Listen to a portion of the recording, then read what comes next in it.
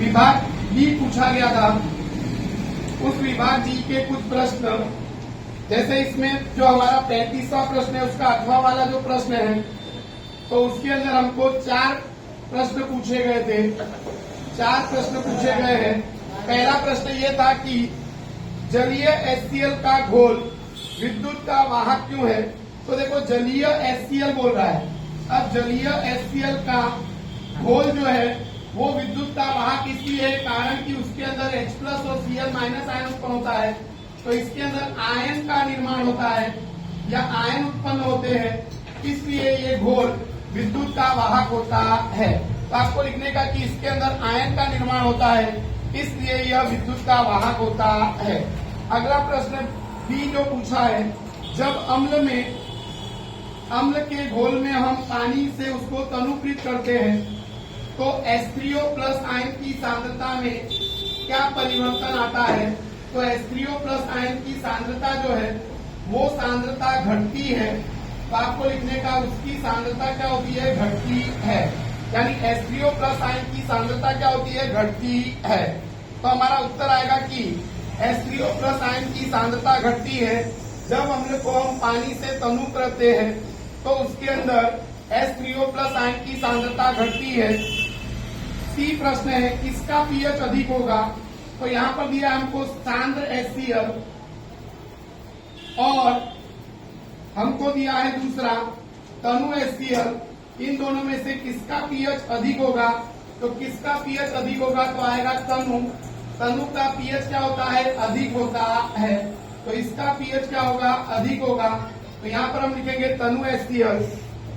D पूछा है कि तनु HCl की NaSCO3 के साथ प्रक्रिया का समीकरण लिखिए। तो यहाँ पर लवण बनेगा NaCl, H2O पानी बनेगा और कार्बन डाइऑक्साइड गैस उत्पन्न होती है। इसको बैलेंस करने की जरूरत नहीं है।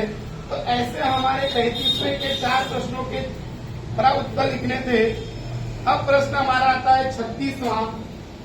तो 36वें प्रश्न में कार्बन यौगिक है एक, तो यहाँ पर हमको एक यौगिक दिया गया है एक और कह रहा है कि उसका प्रिजर्वेटिव के रूप में उपयोग होता है और इसका अणुसूत्र हमको दे दिया गया है।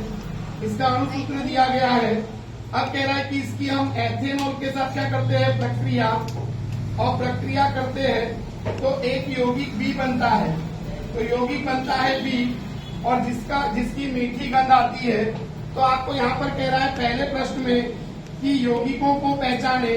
तो ये यौगिक ए जो है वो यौगिक ए होगा हमारा एसिटिक अम्ल अथवा एथेनॉइक अम्ल होगा, और यौगिक बी जो होगा वो हमारा होगा CH3COO2H5, जिसको हम बोलेंगे एथाइल एसीटेट। तो यहाँ पर हमारा होगा एथाइल एसीटेट। तो यहाँ पर हम लिखेंगे एथाइल एसीटेट। या तो आप लिख सकते हैं कि यौगिक ए जो होगा वो हमारा कार्बोक्सिलिक अम्ल होगा और यौगिक बी जो होगा वो हमारा एस्टर होगा। यानी हमारा यौगिक ए जो होगा वो कार्बोक्सिलिक अम्ल होगा और यौगिक बी जो होगा वो हमारा होगा एस्टर। तो यहाँ पर हम लिख सकते हैं एस्टर। बी पूछा है कि ए की एथेनॉल के साथ अभिक्रिया का संतुलित रासायनिक समीकरण लिखे। तो ए हमारा एसिटिक अम्ल है, उसकी एथेनॉल के साथ C2H5OH के साथ प्रक्रिया लिखनी है।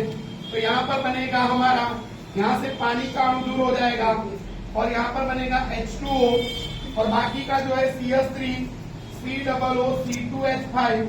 तो C2H5 को बोलते हैं एथाइल और यहाँ पर हो जाएगा एसीटेट, तो बनेगा एथाइल एसीटेट और यानी एस्टर बनेगा और पानी।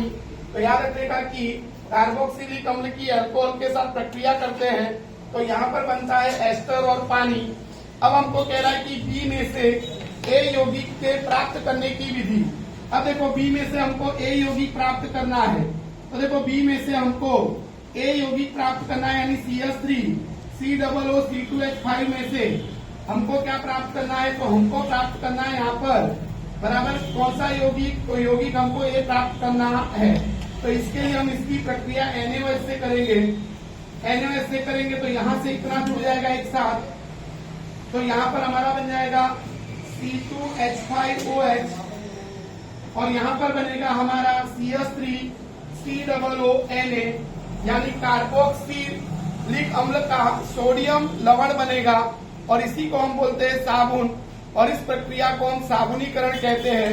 तो इस प्रकार से हमको यौगिक A मिलेगा और डी हमारा जो है यौगिक A की धोने के सोडे के साथ प्रक्रिया लिखनी है।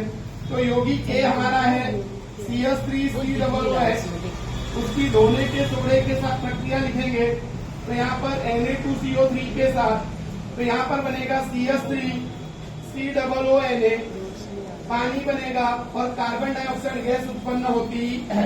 तो यहाँ पर कार्बन डाइऑक्साइड गैस क्या होगी, उत्पन्न होती है।